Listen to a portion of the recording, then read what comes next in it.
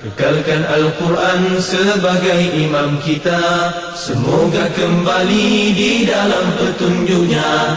Kalamullah hidayah bagi kita, diberikan Jibril kepada. Kekalkan Al-Quran sebagai imam kita, semoga kembali di dalam petunjuk. Alhamdulillah wahdahu wassalatu wassalamu ala man la nabiyya ba'dah. أما بعد فأعوذ بالله من الشيطان الرجيم بسم الله الرحمن الرحيم سيقول السفهاء من الناس ما ولاهم عن قبلتهم التي كانوا عليها قل لله المشرق والمغرب يهدي من يشاء إلى صراط مستقيم صدق الله العظيم رب اشرح لي صدري ويسر لي أمري واحلل عقدة من لساني يفقهوا قولي واجعل لي وزيرا من أهلي آمین یا رب العالمین۔ کل ہم نے جس موضوع کا کچھ بیک گراؤنڈ پڑھا تھا، آج دوسرے پارے کے بالکل آغاز سے وہی مضمون جو ہے وہ آگے کنٹینیو ہو رہا ہے۔ کل میں نے عرض کیا تھا کہ ایک بنیاد بنا دی گئی تھی کہ آگے اب تحویل قبلہ کی آیات آ رہی ہیں، قبلہ نے تبدیل ہونا ہے، اور میں نے کل یہ عرض کیا تھا تفصیل سے کہ مکہ میں جو قبلہ ہوا کرتا تھا وہ بیت المقدس تھا، اور مدینہ آ کر یہ قبلہ تبدیل ہوا ہے اور یہ خانہ کعبہ کی طرف اس کا رخ کر دیا گیا۔ نبی اکرم صلی اللہ علیہ وسلم کا معمول یہ تھا کہ آپ صلی اللہ علیہ وسلم جب مکہ میں تھے تو کعبۃ اللہ کے جنوبی رخ میں آپ صلی اللہ علیہ وسلم رخ کیا کرتے تھے اور نماز پڑھتے تھے۔ اس سے یہ ہوتا تھا کہ اصلاً قبلہ بیت المقدس تھا، لیکن یہ کہ سامنے کعبہ بھی آ جاتا تھا، سیم ڈائریکشن ہو جاتی تھی، 4 دیواریں تھیں نا کعبہ کی، تو ان میں سے کسی بھی دیوار کی طرف منہ کر کے نماز پڑھی جا سکتی ہے۔ تو آپ صلی اللہ علیہ وسلم جنوبی طرف چہرہ کیا کرتے تھے، اس سے یہ کہ بیت المقدس بھی اسی ڈائریکشن میں آتا تھا اور کعبۃ اللہ بھی۔ لیکن جب آپ صلی اللہ علیہ وسلم مدینہ تشریف لے گئے تو اب یہ بات مختلف ہو گئی، اس لیے کہ اگر مدینہ میں نماز پڑھتے ہوئے اگر کعبۃ اللہ کی طرف چہرہ کریں تو بیک جو ہے وہ بیت المقدس کی طرف آتی ہے، اسی طرح اگر بیت المقدس کی طرف چہرہ کریں تو بیک آپ کی کعبۃ اللہ کی طرف بنتی ہے، لہٰذا دونوں کو ایٹ اے ٹائم سلیکٹ کرنا ممکن نہیں رہا تھا۔ تو لہٰذا اب یہ قبلے کی تبدیلی کے آگے احکامات آ رہے ہیں، لیکن اس کی اتنی جو طویل بیک گراؤنڈ بنائی گئی ہے وہ کیوں ہے، اس کو سمجھتے ہیں۔ اس لیے کہ وہ جو منافق موجود تھے اور جو یہودی موجود تھے مدینہ کے اندر، انہوں نے مسلمانوں کو تانے دینا شروع کر دیے تھے کہ آپ پہلے جو نمازیں پڑھ چکے ہیں، جو آپ نے بیت المقدس کی طرف رخ کر کے پڑھی ہیں، ان نمازوں کا کیا بنے گا؟ کیا وہ آپ کو ساری نمازیں دہرانی پڑیں گی، یا ان کا کوئی فدیہ ادا کرنا پڑے گا، یا قیامت والے دن ان کی پوچھ ہوگی آپ سے یا نہیں ہوگی، سوال کیا جائے گا یا نہیں کیا جائے گا؟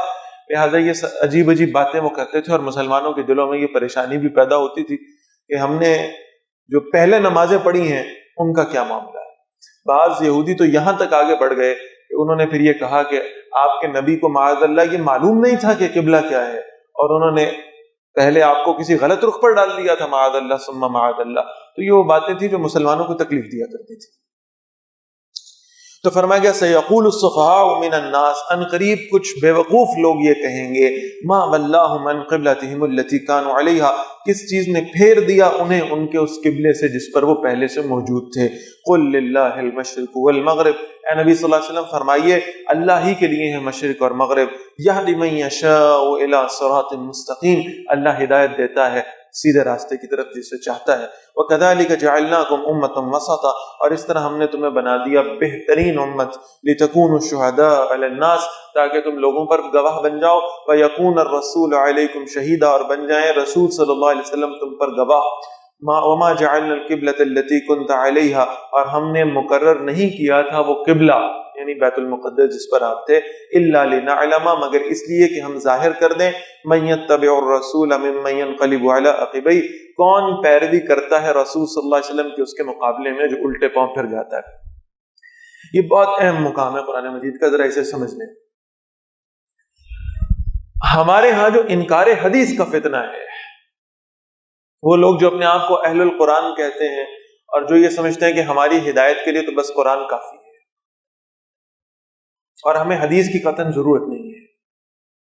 یہ بات آپ سمجھیں کہ کعبہ کو قبلہ بنانے کا جو حکم ہے وہ تو قرآن مجید میں ابھی آگے آ رہا ہے اور ہم پڑھیں گے بھی انشاءاللہ. لیکن کیا مسجد اقصی کی طرف چہرہ کر کے نماز پڑھنے کا حکم قرآن میں کہیں بھی آیا تھا؟ نہیں آیا. اور اللہ تعالیٰ فرما رہے ہم نے اس کا حکم نہیں دیا، یعنی قرآن میں ظاہراً وہ حکم نہیں تھا، بلکہ اس لیے اس طرف قبلہ بنایا تاکہ ہم یہ دیکھ سکیں رسول کی پیروی کون کرتا ہے صلی اللہ علیہ وسلم. اس کا مطلب یہ ہے کہ بیت المقدس کی طرف نمازیں پڑھنے کا حکم اللہ نے وحی جلی کے ذریعے سے نہیں دیا، بلکہ وحی خفی کے ذریعے سے نبی اکرم صلی اللہ علیہ وسلم کے دل میں القا فرمایا تھا اور یہ بتا دیا تھا کہ وہ شے جو قرآن میں نہیں بھی ظاہراً آئی ہے رسول اللہ صلی اللہ علیہ وسلم کو وحی خفی کے ذریعے سے دی گئی ہے اور اللہ کے رسول صلی اللہ علیہ وسلم کی اتباع کرنا مسلمانوں پر لازمی ہے. واضح طور پر یہ الفاظ آئے کہ ہم جان لیں کہ رسول صلی اللہ علیہ وسلم کی پیروی کرنے والا کون ہے. وَإِن كَانَتْ لَكَبِيرَةً إِلَّا عَلَى الَّذِينَ هَدَى اللَّهُ، اور یہ بے شک بڑا بھاری حکم ہے سوائے ان لوگوں کے جنہیں اللہ نے ہدایت عطا فرمائی ہو. وَمَا كَانَ اللَّهُ لِيُضِيعَ إِيمَانَكُمْ، اور ایسا نہیں ہے کہ اللہ تمہارا ایمان ضائع کر دے. إِنَّ اللَّهَ بِالنَّاسِ لَرَءُوفٌ رَحِيمٌ، بے شک اللہ لوگوں پر بہت مہربان اور ہمیشہ رحم فرمانے والا ہے. قَدْ نَرَى تَقَلُّبَ وَجْهِكَ فِي السَّمَاءِ، بہت خوبصورت آیت. پہلی بات تو یہ سمجھ لیں کہ خود رسول اللہ صلی اللہ علیہ وسلم کی خواہش تھی کہ قبلہ تبدیل ہو. اور کیوں تھی؟ بہت انٹرسٹنگ بات ہے. اللہ کے رسول صلی اللہ علیہ وسلم کی سنتوں کو جب آپ دیکھیں گے تو آپ کو معلوم ہوگا کہ آپ صلی اللہ علیہ وسلم نے ہر موقع پر یہ اہتمام کیا ہے کہ کفار اور مشرکین کی مخالفت اختیار کی جائے. ہر موقع پر آپ صلی اللہ علیہ وسلم کو معلوم ہوتا تھا کہ یہ بال لمبے رکھتے ہیں تو آپ صلی اللہ علیہ وسلم اپنے بال کٹوا دیا کرتے تھے. معلوم ہوتا تھا کہ یہ چھوٹے بال رکھنے کے عادی ہیں تو آپ صلی اللہ علیہ وسلم زلفیں بڑھا لیا کرتے تھے. کوئی سفیر آتا ہے اور آپ صلی اللہ علیہ وسلم دیکھتے ہیں کہ وہ بڑی بڑی مونچھیں رکھے ہوئے ہیں جس کو وہ تاؤ دیتے ہیں اور داڑھیوں کو صاف کراتے ہیں، تو آپ صلی اللہ علیہ وسلم حکم دیتے ہیں کہ نہیں، ہمیں ان کی مخالفت اختیار کرنی ہے، ہمیں مونچھوں کو کم کرنا ہے اور داڑھیوں کو بڑھانا ہے. اس کا حکم دیتے ہیں تاکہ مشابہت پیدا نہ ہو جائے. آپ صلی اللہ علیہ وسلم مکہ سے مدینہ تشریف لائے، دیکھا کہ یہود جو ہیں وہ 10 محرم کا روزہ رکھتے ہیں.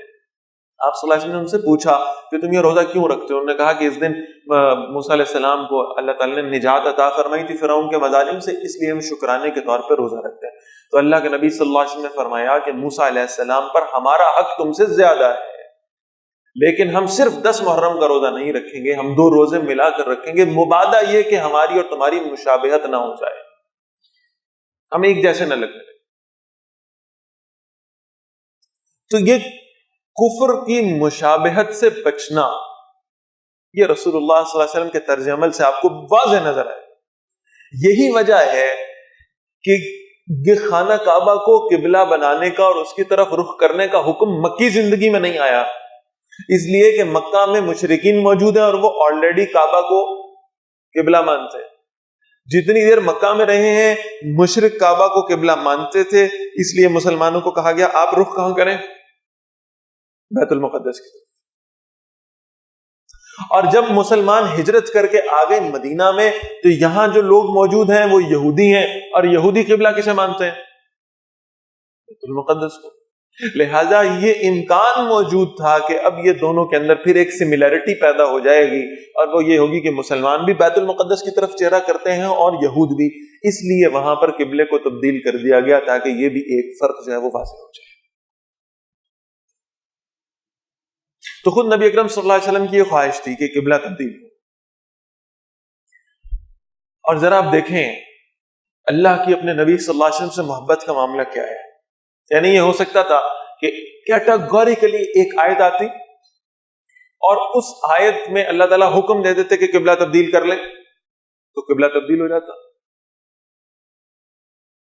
لیکن اللہ کو نبی اکرم صلی اللہ علیہ وسلم سے بھی محبت ہے اور اللہ کو آپ صلی اللہ علیہ وسلم کے صحابہ سے بھی محبت ہے رضوان اللہ تعالی علیہم اجمعین. لہذا پہلے تو اللہ نے صحابہ کی دلجوئی کی ہے کہ یہ وہ لوگ ہیں جو حکم آنے پر نماز پڑھ رہے ہیں اور نماز کے دوران میں اپنا رخ یہ تبدیل کرنے والے، اتنی اطاعت کرنے والے، اتنے تابعدار، اتنے فرما بردار لوگ ہیں، تو جب یہ میرے بندے جو میری اطاعت اور فرما برداری میں نماز کے دوران اپنا چہرہ پھیر لیں گے، ان کو جب تانے سننے پڑیں گے تو ان کے پاس اس کا جواب ہونا چاہیے. لہذا پہلے ان کی دل جوئی،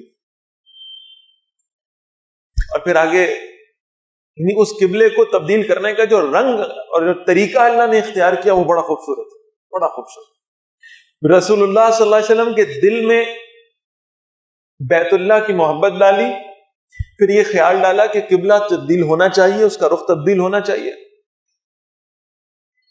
اور پھر قبلہ تبدیل کیا. اور قبلہ تبدیل ایسے نہیں کیا کہ ہمارا فیصلہ ہے قبلہ تبدیل کر لو، نہیں، بلکہ کہا قد نرى تقلب وجهك في السماء، اے نبی صلی اللہ علیہ وسلم ہم آپ کے چہرے کا بار بار آسمان کی طرف اٹھنا دیکھتے ہیں. بار بار آپ چہرہ آسمان کی طرف اٹھاتے ہیں، بار بار آپ انتظار میں رہتے ہیں کہ یہ وحی آئی ہے تو شاید قبلے کی تبدیلی کا حکم آ گیا. ہم دیکھ رہے ہیں اس کو، ہم محسوس کر رہے ہیں اس کو. اس نبی کے ساتھ اللہ نے ہمارا رشتہ جوڑا ہے، ہماری نسبت جوڑی ہے. الحمدللہ ہمیں اس نبی کا امتی بنایا ہے جس نبی کے آسمان کی طرف چہرے کرنے سے قبلے تبدیل ہو جایا کرتے تھے. فَلَنُوَلِّيَنَّكَ قِبْلَةً تَرْضَاهَا، تو ہم ضرور پھیر دیں گے آپ کو اس قبلے کی طرف ترضاها، جس میں آپ کی رضا ہے، جو آپ کی پسند ہے، جس طرف آپ چاہتے ہیں ہم قبلہ اس طرف تبدیل کر دیں گے. آپ اندازہ لگائیں، اس دنیا میں رہتے ہوئے رسول اللہ صلی اللہ علیہ وسلم بار بار آسمان کی طرف چہرہ اٹھاتے ہیں، اور اللہ کہہ رہے ہیں آپ کے چہرہ اٹھانے کی وجہ سے ہم نے قبلے کا رخ بدل دیا. اور قیامت کے روز وہی رسول اللہ صلی اللہ علیہ وسلم بار بار چہرہ گرائیں گے سجدے میں اور اپنی امت کے لیے شفاعت مانگیں گے، تو اللہ ان کو معاف کرے گا کہ نہیں کرے گا؟ سوال یہ کہ مجھے امتی بن کے دکھانا ہے، سوال یہ کہ مجھے رسول اللہ صلی اللہ علیہ وسلم کی امتی والی کو صفات اپنے اندر پیدا کرنی ہے، اس نسبت کو نسبت ثابت کر کے دکھانا ہے جو نسبت اللہ نے مجھے عطا فرمائی ہے رسول اللہ صلی اللہ علیہ وسلم کے ساتھ. فَوَلِّ وَجْهَكَ شَطْرَ الْمَسْجِدِ الْحَرَامِ، تو پھیر لیجئے اپنے چہرے کو مسجد حرام کی طرف. وَحَيْثُ مَا كُنْتُمْ فَوَلُّوا وُجُوهَكُمْ شَطْرًا، اور اے مسلمانوں تم بھی جہاں کہیں پر ہو اپنے چہروں کو مسجد حرام کی طرف پھیر لو. وَإِنَّ الَّذِينَ أُوتُوا الْكِتَابَ، اور بے شک وہ لوگ جنہیں کتاب دی گئی ہے، لَيَعْلَمُونَ أَنَّهُ الْحَقُّ مِنْ رَبِّهِمْ، یقیناً وہ جانتے ہیں کہ یہ حکم برحق ہے ان کے رب کی طرف سے. وَمَا اللَّهُ بِغَافِلٍ عَمَّا يَعْمَلُونَ، اور اللہ ان کے اس عمل سے بے خبر نہیں ہے جو وہ کر رہے ہیں. وَلَئِنْ أَتَيْتَ الَّذِينَ أُوتُوا الْكِتَابَ بِكُلِّ آیَةٍ، اور نبی صلی اللہ علیہ وسلم اگر آپ ان لوگوں کے پاس ہر نشانی لے آئیں جنہیں اللہ نے کتاب دی ہے، ما تبعوا قبلتک، یہ آپ کے قبلے کی پیروی نہیں کریں گے. وما انت بتابع قبلتہم، اور اے نبی صلی اللہ علیہ وسلم آپ بھی اب ان کے قبلے کی پیروی کرنے والے نہیں ہیں. یہ ہے بنیادی بات کہ مسلمانوں میں اور کفار میں ان کے اطوار، ان کے اعمال، ان کے افعال، ان کے ظاہری جو گیسچر اور پوسچر ہے اس کے حوالے سے ایک واضح فرق نظر آنا چاہیے. یہ جو ہم چیزوں کو کامن کرنے کی کوششیں کرتے رہتے ہیں اور کسی نہ کسی طریقے سے مکس کرنے کی کوشش کرتے رہتے ہیں، اسے پسند نہیں فرمایا اللہ. وما بعضهم بتابع قبلة بعض، اور نہ ان میں سے کچھ پیروی کرنے والے ہیں دوسروں کے قبلے کی. ولئن اتبعت اهواءهم، اور نبی صلی اللہ علیہ وسلم بالفرض آپ نے ان کی پیروی کر بھی لی، ان کی خواہشات کے پیچھے آپ بالفرض چلے بھی گئے. من بعد ما جاءك من العلم، اس کے بعد کہ جو آپ کے پاس علم آ چکا ہے. انك اذا لمن الظالمین، تو بے شک آپ نا انصافوں میں سے ہو جائیں گے. الذين آتيناهم الكتاب، وہ لوگ جنہیں ہم نے کتاب دی ہے. یعرفونہ، یہ پہچانتے ہیں نبی صلی اللہ علیہ وسلم کو. کما یعرفون ابناءہم، جیسے اپنے بیٹوں کو پہچانتے ہیں. انہیں معلوم ہے، ان کی کتابوں میں رسول اللہ صلی اللہ علیہ وسلم کی نشانیاں لکھی ہوئی ہیں، واضح طور پر لکھی. آپ اندازہ کریں کہ یہودی دنیا کے مختلف حصوں سے اٹھ کر اپنے اپنے علاقے چھوڑ کر، اپنے اپنے گھر چھوڑ کر مدینہ کی اس وادی میں جا کر رہ رہے ہیں، صحراؤں میں جا کر بس رہے ہیں، ایک نئی بستی بسا رہے ہیں. کیوں رہ رہے ہیں وہاں جا کے؟ اس لیے کہ ان کی کتابوں میں لکھا ہوا تھا کہ اس کھجوروں کی وادی میں آخری نبی نے مبعوث ہونا ہے۔ ہجرتیں کر کے آئے تھے، اپنے گھر بار اپنے علاقے چھوڑ کر آئے تھے، پورے پورے خاندان اٹھا کر مدینہ میں لے آئے تھے۔ اور یہ تاریخ کی کتابیں آپ پڑھیں، آپ حیران ہوں گے کہ ایک یہودی کے جب مرنے کا وقت آتا تھا رسول اللہ صلی اللہ علیہ وسلم کی بعثت سے قبل، تو وہ مرنے سے پہلے اپنی اولادوں کو اکٹھا کر کے انہیں وصیت کر کے جاتا تھا کہ دیکھو میں اور میرے باپ دادا یہاں آئے آخری نبی کے انتظار میں ہیں، لہٰذا میری زندگی میں تو شاید وہ وقت نہیں آیا کہ آپ صلی اللہ علیہ وسلم مبعوث ہوں، تو اگر تمہاری زندگیوں میں وہ آخری نبی تشریف لے آئے تو تم لازماً ان پر ایمان لے آنا۔ وصیت کرتے تھے اپنی اولادوں کو۔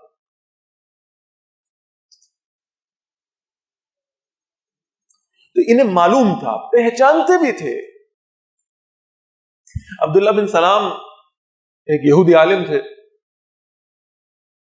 رسول اللہ صلی اللہ علیہ وسلم جب ہجرت کر کے آئے ہیں تو یہ یہودی عالم ہیں، ان کی ہمشیرہ یہودی عالمہ ہے، تورات کے عالمہ تھے، دونوں بہن بھائی۔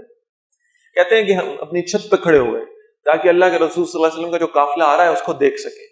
تو عبداللہ بن سلام کہتے ہیں کہ میں اپنی چھت پر کھڑا تھا اور میں نے رسول اللہ صلی اللہ علیہ وسلم کے چہرے کی طرف دیکھا اور میں نے اپنی بہن سے کہا کہ مجھے یقین ہے یہ اللہ کے آخری نبی ہیں، اس لیے کہ مجھے تورات کے ورقے اپنی آنکھوں کے سامنے کھلتے ہوئے محسوس ہو رہے ہیں جب سے میں نے ان کے چہرے کو دیکھا ہے، تو میں ان پر ایمان لانے کے لیے جا رہا ہوں۔ اور عبداللہ بن سلام کہتے ہیں کہ مجھے تھا کہ اگر میں یعنی اوپر چھت پہ کھڑے ہوئے نا تو چھت سے واپس گیا اور نیچے سیڑھیوں سے اترا اور پھر صحن کو کراس کر کے باہر نکلا تو کوئی ایمان لانے میں مجھ سے سبقت نہ لے جائے۔ تو کہہ رہے تھے کہ مجھے اتنا اس کا ایک شوق تھا اور مجھے اتنا جذبہ تھا، مجھے اتنا یقین حاصل ہو گیا تھا کہ میں سبقت لے لوں ایمان لانے میں، کہ میں نے جہاں میں تھا وہیں سے نیچے چھلانگ لگا دی۔ رسول اللہ صلی اللہ علیہ وسلم کے پاس حاضر ہوئے اور آپ صلی اللہ علیہ وسلم پر ایمان لیا، کلمہ پڑھ لیا۔ یہودی عالم عبداللہ بن سلام رضی اللہ تعالیٰ عنہ صحابی بن گئے، پہچانتے تھے، مانتے نہیں تھے۔ یہ آپ کو ایسے پہچانتے ہیں جیسے اپنے بیٹوں کو پہچانتے ہیں، قرآن کہہ رہا ہے۔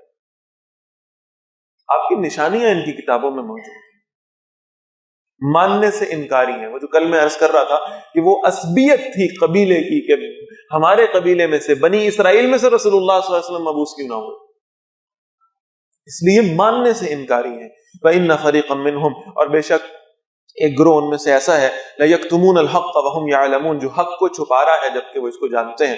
الحق من ربک، نبی صلی اللہ علیہ وسلم حق تو ہے آپ کے رب کی طرف سے، فلا تکونن من الممترین، تو آپ صلی اللہ علیہ وسلم ہرگز شک کرنے والوں میں سے نہ ہو جائیے گا۔ وَلِكُلٍّ وِجْهَةٌ هُوَ مُوَلِّيهَا، اور ہر ایک کے لیے ایک سمت ہے جس کی طرف وہ رخ کرنے والا ہے، اس کا ایک مقصد حیات ہے۔ یہ قبلہ صرف نماز تک نہیں ہے، تم نے اپنی زندگیوں کا رخ کس طرف کیا، تمہاری پوری زندگی کی محنتیں کس لیے لگ رہی ہیں؟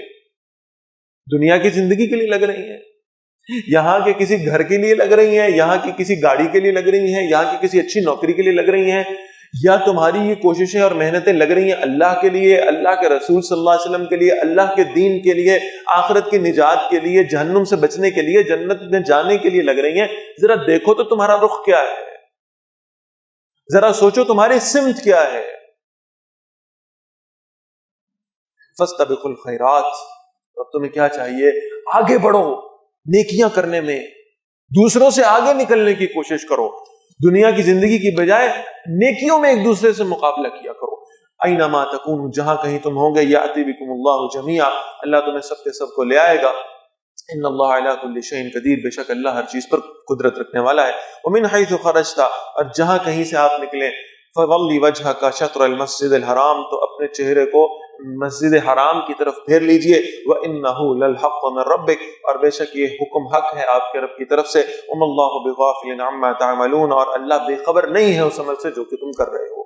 وَمِنْ حَيْثُ خَرَجْتَ، اور جہاں کہیں سے آپ نکلیں، فَوَلِّ وَجْهَكَ شَطْرَ الْمَسْجِدِ الْحَرَامِ، تو پھیر لیجئے اپنے چہرے کو مسجد حرام کی طرف۔ وَحَيْثُ مَا كُنْتُمْ، اور اے مسلمانوں تم بھی جہاں کہیں ہو، فَوَلُّوا وُجُوهَكُمْ شَطْرًا، تو اپنے چہروں کو نماز کے وقت میں مسجد حرام کی طرف پھیر لیا کرو۔ لِأَلَّا يَكُونَ لِلنَّاسِ عَلَيْكُمْ حُجَّةٌ، تاکہ لوگوں کے پاس تمہارے خلاف کوئی دلیل نہ ہو، إِلَّا الَّذِينَ ظَلَمُوا مِنْهُمْ، سوائے ان کے جو ان میں سے زیادتی کریں۔ فَلَا تَخْشَوْهُمْ وَاخْشَوْنِي، تو دیکھو ان سے نہ ڈرو بلکہ اللہ سے ڈرو۔ یہود و نصارہ سے ڈرنے سے بہتر ہے کہ تم اللہ سے ڈرنے والے بن جاؤ. اللہ اس بات کا زیادہ حقدار ہے کہ تمہیں اللہ کا خوف ہو. تمہارے اعمال کفار اور مشرکین کے خوف سے نہیں ہونے چاہیے, تمہارے اعمال اللہ کے خوف سے ہونے چاہیے. وَلِأُتِمَّ نِعْمَتِي عَلَيْكُمْ, تاکہ میں پورا کر دوں اپنی نعمت کو تم پر, وَلَعَلَّكُمْ تَهْتَدُونَ, اور تاکہ تم ہدایت پا جاؤ. كَمَا أَرْسَلْنَا فِيكُمْ رَسُولًا مِّنْكُمْ, جس طرح ہم نے تمہارے درمیان ایک رسول تمہیں میں سے بھیجے ہیں. يَتْلُو عَلَيْكُمْ آيَاتِنَا, وہ تلاوت کرتے ہیں تم پر ہماری آیات کو, وَيُزَكِّيكُمْ, اور تمہارا تزکیہ کرتے ہیں, وَيُعَلِّمُكُمُ الْكِتَابَ وَالْحِكْمَةَ, اور تمہیں کتاب اور حکمت کی تعلیمات سکھاتے ہیں, وَيُعَلِّمُكُمْ مَا لَمْ تَكُونُوا تَعْلَمُونَ, اور سکھاتے ہیں تمہیں وہ کچھ جو تم جانتے نہیں تھے. فَاذْكُرُونِي أَذْكُرْكُمْ, یاد کیا کرو مجھے, اللہ فرما رہے ہیں اذکرکم, میں تمہارا ذکر کروں گا, میں تمہیں یاد رکھوں گا. اللہ کی ذات کے ساتھ نسیان نہیں ہے, بھولنا نہیں ہے. اللہ کو اپنی مخلوقات میں سے کوئی ایک شے بھی بھولی بھی نہیں ہے, لیکن اللہ فرما رہے ہیں میں تمہارا ذکر کروں گا. ذرا اس کو سمجھیں, فَاذْكُرُونِي, تم میرا ذکر کرو. اللہ کا ذکر کیا ہے؟ اللہ کا کلام پڑھا کرو, اللہ کا نام لیا کرو, اللہ کا کلمہ پڑھا کرو.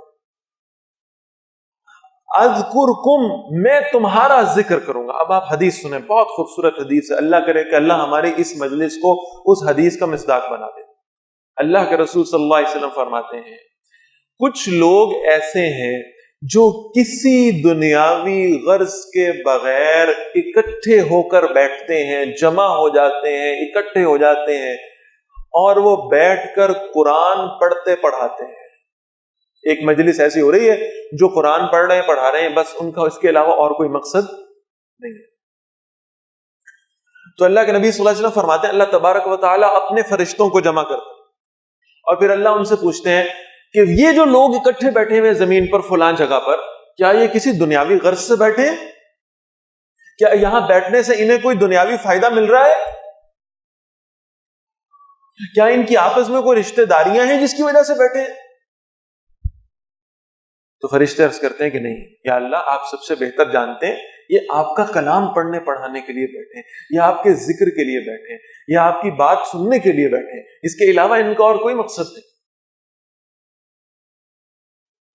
تو اللہ کے رسول صلی اللہ علیہ وسلم فرماتے ہیں کہ اللہ فرمائیں گے کہ یہ اپنی مجلس میں بیٹھ کر میرا ذکر کر رہے ہیں, تو میں فرشتوں کی مجلس بٹھا کر ان کا ذکر ان کے سامنے کروں.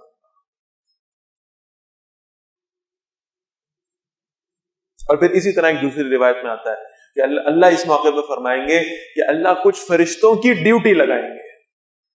وہ ڈیوٹی یہ ہوگی کہ وہ لوگ جو میرا قرآن پڑھ رہے ہیں, پڑھا رہے ہیں, سن رہے ہیں, سنا رہے ہیں, تو اللہ فرشتوں کی ڈیوٹی لگائیں گے کہ تم اب ان لوگوں کے لیے مجھ سے مغفرت کا سوال کرو, اور میں تمہاری اس دعا کو قبول کر لوں گا, میں ان کو معاف کر دوں. یہ اس مجلس سے اٹھ نہیں پائیں گے اور ان کی مغفرت ہو چکی ہے. اللہ ہماری مجلس کو بھی ان مجلسوں میں شامل فرما دے. فَاذْكُرُونِي أَذْكُرْكُمْ, تم اپنی مجلسوں میں مجھے یاد کیا کرو, میرا ذکر کیا کرو, میں اپنی مجلسوں میں تمہیں یاد کیا کروں گا. وَاشْكُرُوا لِي, اور میرا شکر ادا کیا کرو. وَلَا تَكْفُرُونَ, اور میری ناشکری نہ کیا کرو. یا ایھا الذین آمنوا استعینوا بالصبر والصلاۃ, اے ایمان والو صبر اور نماز کے ذریعے سے مدد طلب کیا کرو. صبر اور نماز کے ذریعے سے تم پر دنیا میں کوئی مشکل آ گئی, خدا نہ خواستہ کوئی آزمائش آ گئی, کوئی مصیبت آن پڑی, تو کیا کرو, پہلے اس مصیبت میں صبر کرو, صبر کرو, صبر کرو. یہ یاد کر کے صبر کرو کہ یہ مصیبت اللہ کے اذن کے بغیر نہیں آئی ہوگی, یہ مشکل اللہ کے علم کے بغیر نہیں آئی ہوگی, اللہ کی اجازت کے بغیر تو کچھ نہیں ہو سکتا, لہذا جو مجھ پر یہ مشکل آ رہی ہے اللہ کو معلوم ہوگا, تو صبر کرو. اور پھر جب نماز پڑھنے لگو تو تمہاری نمازیں ایسی ہونی چاہیے کہ تم اپنی نمازوں میں گویا اللہ سے کلام کر رہے ہو, اور اپنی نمازوں میں اللہ کے حضور اپنے مسئلے رکھو, اپنی نمازوں میں اللہ کے حضور اپنا حال دل بیان کرو, اپنی نمازوں میں اپنے سجدوں میں اللہ کے حضور آنسو بہایا کرو, اللہ سے مدد مانگا کرو, اللہ سے دعائیں کیا کرو اپنی نمازوں میں. حضرت علی رضی اللہ تعالیٰ عنہ فرماتے ہیں جب میرا دل کرتا ہے کہ میں اللہ سے باتیں کروں تو میں نماز پڑھتا ہوں، اور جب میرا دل کرتا ہے میرا رب مجھ سے باتیں کرے تو میں قرآن پڑھتا ہوں۔ ہماری نمازوں کی کیفیت ایسی ہونی چاہیے کہ ہم گویا اللہ سے باتیں کر رہے ہیں۔ اسی لیے اللہ کے رسول صلی اللہ علیہ وسلم فرماتے ہیں کہ انسان حالت سجدہ میں اپنے رب کے سب سے زیادہ قریب ہوتا ہے، گویا یہ کہ وہ زمین پر سجدہ نہیں کر رہا بلکہ اپنے رب کے قدموں کے درمیان سجدہ کر رہا۔ اتنی قربت، اس قربت کے لمحات میں اللہ سے مانگا کرو، ان قربت کے لمحات میں آنسو بہایا کرو، اللہ کے سامنے حال دل رکھا کرو۔ تو اگر تم ایسا کرو گے، فرمایا ان اللہ مع الصابرین، بے شک اللہ صبر کرنے والوں کے ساتھ ہے۔ ولا تقولوا لمن يقتل في سبيل الله اموات، اور وہ لوگ جو اللہ کے راستے میں لڑتے ہوئے مارے جائیں، قتل کیے جائیں، انہیں نہ کہو کہ یہ مردہ ہیں، بل احیاء ولکن لا تشعرون، وہ زندہ ہیں مگر تم ان کی زندگی کا شعور نہیں رکھتے۔ یعنی ان آزمائشوں کی، ان مصائب کی، ان تکالیف کی پیک کیا ہو سکتی ہے، ان کا عروج کیا ہو سکتا ہے، ان کا میکسیمم کیا ہو سکتا ہے کہ تمہیں اللہ کے راستے میں جان دینی پڑ جائے۔ باقی ساری مشکلات تو اس سے کمتر ہی ہوں گی۔ تو کہا یہ جا رہا ہے کہ اگر اللہ کے راستے میں جان بھی قربان کرنی پڑ جائے تو پریشان نہ ہونا، تم جان اپنی قربان کر دو گے، تم سے پیچھے رہ جانے والوں کو ہم تلقین کریں گے، ان کو مردہ مت کہنا، انہیں موت نہیں آئی، بل احیاء، یہ زندہ ہیں۔ یہ زندہ کیسے ہیں؟ اس کا تم شعور نہیں رکھتے۔ یعنی ایک تو ظاہری طور پر نظر آتا ہے کہ شہداء کو زمین میں دفن کیا جاتا ہے اور پھر کئی سالوں کے بعد ان کی قبریں کھولی جاتی ہیں، تو کسی وجہ سے تو ان کے جسد خاکی جو ہیں وہ بالکل ویسے کے ویسے ہی ہوتے ہیں، لیکن اصل میں اس کا مطلب ایک اور بھی ہے، اس کو سمجھے، بل احیاء، تم سمجھ رہے ہو یہ مر گئے، ہم زندہ ہیں، ہم نہیں گئے نا جہاد پہ، ہم نہیں نکلے نا اللہ کے راستے میں، لہٰذا ہم زندہ ہیں، ہم کامیاب ہیں، ہم عقل مند ہیں، ہم بڑے سیانے ہیں، ہم بیٹھے رہے مدینہ میں، اور یہ کوئی بیوقوف لوگ تھے خدا نہ خواستہ جو نکل کر گئے اور جہاد میں جا کر میدان میں جان دے آئے، اور آج یہ مرے پڑے ہوئے، ان کی میتیں ہیں، ان کی لاشیں ہیں، اور ہم زندہ ہیں، ہم عقل مند ہیں، اور یہ بیوقوف ہے خدا نہ خواستہ۔ یہ ذہن میں تمہارے آئے گا۔ فرمایا بل احیاء، اصل میں زندہ وہ ہیں، وہ اصل زندگی پا گئے اپنے رب کے پاس، وہ ہمیشہ کی زندگی پا گئے اپنے اللہ کے پاس، لیکن تم اس کو سمجھتے نہیں ہو۔ اگر تم سمجھتے تو تم بھی ساتھ جاتے، تم بھی اللہ کے راستے میں نکلتے۔ وَلَنَبْلُوَنَّكُمْ بِشَيْءٍ مِّنَ الْخَوْفِ وَالْجُوعِ وَنَقْصٍ مِّنَ الْأَمْوَالِ وَالْأَنفُسِ وَالثَّمَرَاتِ۔ یہ وہ آیت ہے جس کے بارے میں عرض کرتا ہوں، یہ پیپر آؤٹ ہے، پورا پیپر آپ کے سامنے آؤٹ ہو گیا، سارے سوال اللہ نے بتا دیے کہ میں نے پوچھنا کیا ہے۔ سورۃ الملک میں اللہ نے فرمایا خلق الموت والحیات لیبلوکم ایکم احسن عملا، ہم نے زندگی موت کا نظام ہی اس لیے پیدا کیا تاکہ ہم آزمائیں تمہیں، تم میں سے اچھے عمل کرنے والا کون ہے۔ پوری اس زندگی اور موت کے نظام کا مقصد کیا ہے؟ آزمائش ہے، آزمائش، امتحان۔ اور اندازہ کریں کہ کسی شخص کو اگر امتحان سے قبل بتا دیا جائے کہ کوشچن پیپر میں سوال کون کون سے ہیں، تو پھر لازماً یہی ایکسپیکٹ کرنا پڑے گا کہ اس کو تو سوال پہلے سے بتا دیے گئے، لہذا اب اسے لازماً پاس ہونا چاہیے۔ اس کو تو پہلے سے پیپر پتا تھا، اس کو تو پتا تھا کون کون سا سوال آئے، تو اللہ نے بتا دیا وَلَنَبْلُوَنَّكُمْ، ہم لازماً تمہیں آزمائیں گے، بِشَيْءٍ مِّنَ الْخَوْفِ، پہلی شے خوف سے، تمہیں ڈر ہوگا، میں اللہ کے دین کے راستے میں چلوں گا، لوگ کیا کہیں گے، میں اللہ کے حکم کی اتباع کروں گا، لوگوں کی تنقید کیسے سنوں گا، ہم تمہیں اس خوف سے آزمائیں گے، وَالْجُوعِ، اور بھوک سے آزمائیں گے، تم اللہ کے دین کے راستے میں کوئی قربانی دو گے، تمہیں آگے فاقے برداشت کرنے پڑیں گے، شیطان تمہیں سمجھائے گا بھائی حرام کھاتا رہتا تو پیٹ بھر کے کھاتا، آج بھوکا مر رہا ہے تو اللہ کے دین کے راستے پہ چلنے کی وجہ سے مر رہا ہے، ہم تمہیں بھوک سے بھی آزمائیں گے۔ کیا اللہ کے رسول صلی اللہ علیہ وسلم کو کئی دن بھوکا نہیں رہنا پڑا؟ کیا جب ایک صحابی آ کر بتاتے تھے کہ اللہ کے نبی صلی اللہ علیہ وسلم میں نے پورے ایک دن سے کچھ نہیں کھایا، میں نے 2 دن سے کچھ نہیں کھایا، تو اللہ کے نبی صلی اللہ علیہ وسلم انہیں جواب دیتے تھے حوصلہ رکھو، تمہارے نبی نے 3 دن سے کچھ نہیں کھایا۔ کیا بھوک نہیں آئی؟ کیا ابو بکر صدیق رضی اللہ تعالیٰ عنہ پر فاقے نہیں آئے؟ کیا عمر فاروق رضی اللہ تعالیٰ عنہ پر فاقے نہیں آئے؟ کیا علی رضی اللہ تعالیٰ عنہ کے ہاتھوں پر چکی کے نشان نہیں پڑے، رسیوں کے نشان نہیں پڑے کنویں میں سے پانی کھینچ کھینچ کر؟ یہ آزمائشیں ان کی ہوئی ہیں، اور ان آزمائشوں میں اللہ نے ان کو بہت بڑے رتبے عطا فرمائے، بہت بڑے رتبے عطا فرمائے۔ ہم تمہیں لازماً آزمائیں گے اس ساری شے سے، اور جتنی بڑی جس کی آزمائش ہوگی اور اللہ اس آزمائش میں اسے استقامت دے گا، اتنا ہی بڑا اسے درجہ بھی دیا جائے گا۔ ذہن میں لائیں اس منظر کو۔ آپ جب صحابہ کی کیٹیگرائزیشن کی بات کرتے ہیں تو سب سے پہلے حضرت ابوبکر رضی اللہ تعالیٰ کا نام لیتے ہیں، پھر حضرت عمر رضی اللہ تعالیٰ کا نام لیتے ہیں، پھر حضرت عثمان کا، پھر حضرت علی کا۔ یہی ہمارے نزدیک اہل سنہ والجماعہ کے نزدیک یہی کیٹیگریز ہے نا صحابہ کی۔ حضرت عمر رضی اللہ تعالیٰ جو افضلیت کے اعتبار سے دوسرے نمبر پر ہیں، وہ حضرت عمر رضی اللہ تعالیٰ امیر المومنین ہیں، اور حضرت بلال رضی اللہ تعالیٰ شام سے واپس آتے ہیں، اور حضرت عمر رضی اللہ عنہ بلا کر ان سے درخواست کرتے ہیں، کہتے ہیں حکم نہیں ہے، امیر المومنین سمجھ کے حکم نہیں دے رہا، میں تم سے درخواست کر رہا ہوں، ذرا اپنی کمر پر سے اپنی قمیض کے کپڑے کو ہٹاؤ۔ اور جب حضرت بلال رضی اللہ عنہ وہ کمر سے کپڑا ہٹاتے ہیں تو حضرت عمر دیکھتے ہیں کہ وہ آگ پہ جلنے کے نشان آج بھی بلال کی کمر پہ موجود ہیں، اور حضرت عمر رضی اللہ عنہ روتے ہیں اور ان نشانوں کو چومتے ہیں، اور پھر کہتے ہیں بلال، اللہ نے اپنے راستے میں یہ جو سعادتیں تجھے دیں یہ عمر کے مقدر میں نہ آ سکی، یہ سعادتیں عمر کے مقدر میں نہ آ سکی۔ یہ تکلیفیں نہیں، یہ راحتیں ہیں، یہ آزمائشیں۔ اللہ جس کی آزمائش لے اور اس آزمائش میں اللہ اسے دین پر، ایمان پر استقامت عطا فرما دے، اللہ پھر اس کے رتبے کو بڑھا دیتا ہے۔ تو فرمایا ہم تمہیں آزمائیں گے خوف سے اور بھوک سے، وَنَقْصٍ مِّنَ الْأَمْوَالِ، اور تمہارے مالوں کی کمی سے۔ تمہیں لگے گا کہ حرام کام کر لوں گا تو مال بڑھ جائے گا، اور حلال کی طرف جاؤں گا تو مجھے بہت ساری چیزیں چھوڑنی پڑ جائیں گی، کمی ہو جائے گی۔ وَنَقْصٍ مِّنَ الْأَمْوَالِ وَالْأَنفُسِ، اور جانوں سے، جان بھی اللہ کے راستے میں دینی پڑ سکتی ہے، وَالثَّمَرَاتِ، اور یہ آخری جو ہے یہ بڑی خطرناک ہے۔ یہ ثمر کا ترجمہ ہم یہاں کرتے ہیں نا پھل، ٹھیک ہے، لیکن یہ اصل میں ایسا نہیں ہے کہ تمہارے جب تم جہاں رہ رہے ہوگے تم اللہ کے دین پہ چلنے شروع ہو گے تو کھجوریں ختم ہو جائیں گی، انگور ختم ہو جائیں گے، انار ختم ہو جائیں گے، یہ مطلب نہیں ہے اس کا۔ بس ثمرات کا مطلب یہ ہے کہ ہم تمہیں آؤٹ کمز سے آزمائیں گے۔